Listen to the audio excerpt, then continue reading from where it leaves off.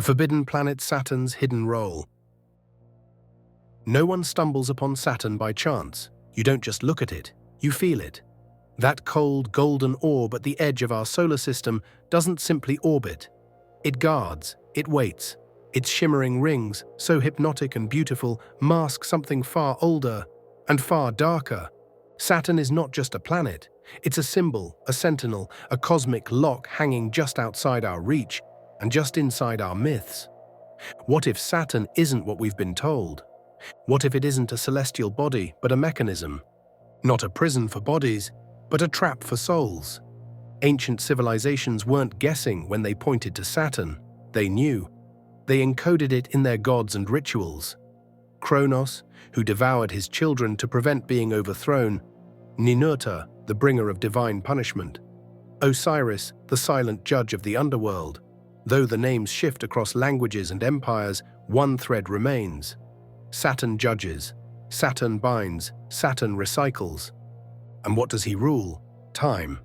Because time is the most efficient prison ever devised.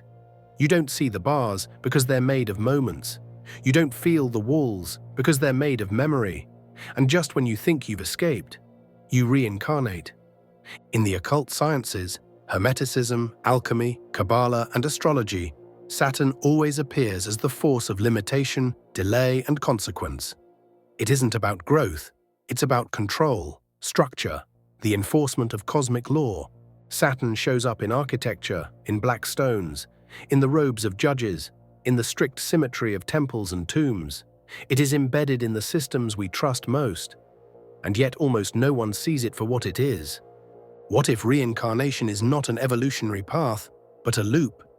A reset protocol designed not to enlighten the soul, but to wipe it, bind it, and return it to the game with no memory of the last round. Just like Saturn's rings, beautiful, mesmerizing, and endlessly circular. The more we worship time, the deeper we spiral into its grip. And Saturn is the clockmaker, the warden, and perhaps the architect of a reality we never agreed to, but keep returning to. Because if the system works best when you forget, then remembering might be the first true act of escape.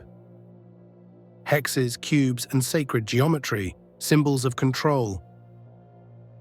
Why Saturn? Because no other planet behaves like it. At Saturn's north pole spins a geometric impossibility, a perfect hexagon, not poetic, not symbolic. Real, a six-sided storm, thousands of kilometers wide, with angles so sharp they look engineered. And it hasn't changed. Not in decades. This isn't weather, it's design. Now flatten that hexagon, and it becomes a hexagram, the six-pointed star. Fold it into 3 dimensions, and what do you get? A cube. And that's where things turn deeply strange. The cube appears not just in geometry, but in our most sacred rituals. It's at the Kaaba in Mecca, orbited by millions. It's in Jewish tefillin, bound to the forehead in prayer. It's echoed in the square mortarboards we wear when being graduated into the system. It's in the black robes of priests, judges, scholars, those who guard structure, order, hierarchy. Why does the same symbol appear across religions, across eras, across power structures? Because it's not just a shape, it's a signature. The cube is Saturn's mark, not as a symbol of power, but of containment. Not as a gateway, but a lock. A container of consciousness. A limit to perception. In esoteric traditions, the cube represents matter, the dense physical reality we're trapped inside.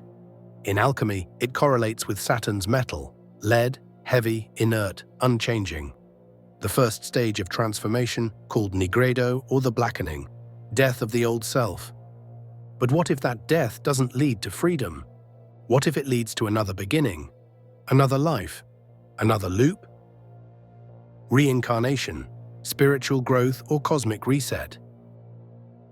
In countless mystical traditions, reincarnation is praised as a sacred gift, an opportunity for the soul to refine itself across lifetimes, a divine classroom where we rise, evolve, awaken. But not all traditions agree. Gnostic texts, ancient and banned, whisper a much darker truth. Reincarnation is not evolution, it's repetition, a mechanism not for learning, but for harvesting. The soul doesn't climb, it cycles, over and over again. And at the center of this looping machinery, Saturn, not merely a planet, not merely myth, but something far more sinister. A device, a transmitter, a cog in the architecture of illusion. The ancients believed that Saturn doesn't just influence time, it powers the trap. And here's where myth meets measurable anomaly. NASA has captured Saturn's radio emissions, not static, not chaos, but something that pulses. Rhythmic, mechanical, predictable. The audio, when translated into human hearing, doesn't sound like the void of space. It sounds like a signal, a program. What if this frequency is more than noise? What if it's structure, the invisible grid that holds our reality together? A vibration that affects not just our minds, but our souls. A broadcast that wraps our consciousness in illusion, like a spider spinning silk around its prey. The light at the end of the tunnel, what if that isn't salvation? What if it's the reset button, the onboarding screen for another incarnation? A carefully crafted projection that mimics peace, familiarity, even divine presence. But it's just that, a mimic. A clever script designed to lure the disoriented soul back into the system, back into the loop. You see loved ones, you feel warmth. You hear a voice saying, "It's not your time." But what if that voice isn't who you think it is? What if it's the system itself, pulling you back before you remember the truth? In this view, samsara isn't a staircase to heaven, it's a carousel, a hypnotic ride that distracts you just long enough for the next lifetime to begin. And Saturn, he's not standing on the sidelines, he's the one turning the wheel. Every death becomes a rebirth, every ending another beginning, not by grace, but by design. A looping script, where karma isn't justice, it's justification. A reason to keep you spinning in circles, thinking you're progressing, when really you're trapped. And perhaps the cruelest part, you agree to it. Because you forgot. You forgot what you are. You forgot how it works. You forgot there was ever another option. But now, maybe for the first time, you're remembering. So ask yourself, what if the real escape isn't in the next life, but in waking up in this one? Because as long as Saturn spins, the carousel turns, and unless you break the code, it'll carry you, again and again, through the same maze with different faces. But recognition is the crack in the wheel, and once you see the trap, you don't have to step back in. The invisible architect, Saturn's control over reality. Saturn's grip isn't just spiritual, it's systemic. It's not only hidden in the stars, but etched into the architecture of civilization. Its symbols are buried in our laws, our rituals, our very concept of time. Saturday, the seventh day. Saturn's day, the last note before the cycle resets.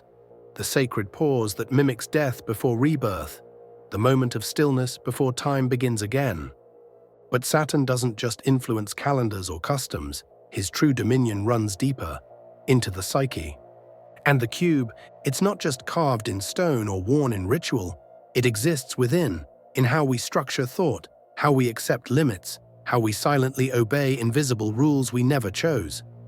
We're taught not to question boundaries, not to ask who drew the lines. The cube trains us to see walls as natural, laws as sacred, and control as order. And most terrifying of all, it feels normal. This is why Saturn's presence is so powerful. Because it doesn't need to be seen, it only needs to be assumed. Some, like David Icke, have taken this idea to another level, proposing that Saturn acts as a central broadcast tower, sending vibrational signals into space, signals that the moon receives and amplifies, projecting them into our consciousness like a veil, a false layer that overlays our perception, a matrix of frequency. In this theory, what we call reality is just a signal field, a synthetic overlay that masks what's really there.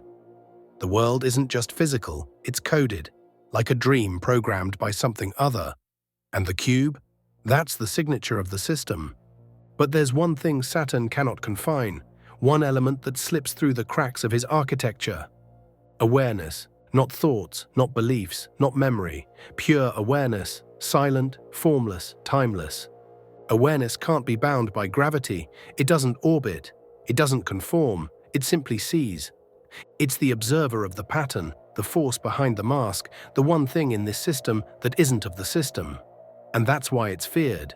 Because the moment you become truly aware, the illusion begins to fracture. When you see the cube again, in temples, in institutions, in rituals, in dreams, don't turn away. Look deeper. Because the cube isn't just a prison, it's a mirror. It asks a question, and that question is always, do you remember who you are? Not your name, not your story, not your role in this simulation, but you, the one behind the eyes, the awareness behind the mask, the spark before the memory. The cube traps those who forget, but it cannot hold those who remember. And that's where freedom begins, not in escape, but in recognition. Because if Saturn is the architect of limitation, then awareness is the key, and you've had it with you all along. And if this made you think, if something inside you stirred, like a memory you never meant to forget, then you're exactly where you need to be.